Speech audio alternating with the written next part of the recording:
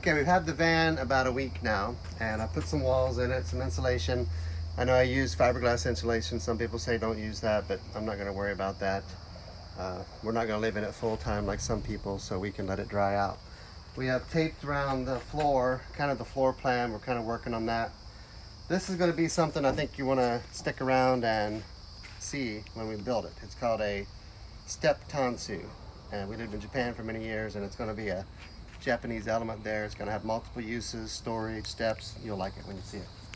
Over here is going to be the a vertical hanging closet. Don't know how far it's going to come out yet. With a countertop, it's going to have the stove and the sink.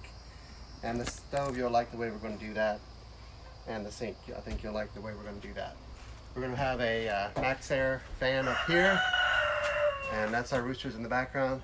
6 lights, 3 on each side, individually switched. So for the light, we have some 120 volt wired in already, some 12 volt wired in already.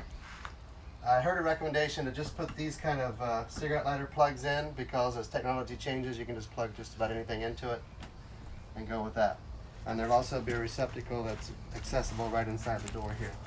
The bed platform will go from this blue line here to the back, roughly 53 inches, back to this corner right here. And then there'll be a little space behind that bed, and then more decorative items on the door.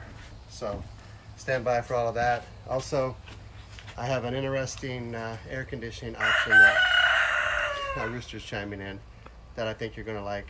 If it works, it'll be great. Everybody will want one. So stand by. Talk to y'all later.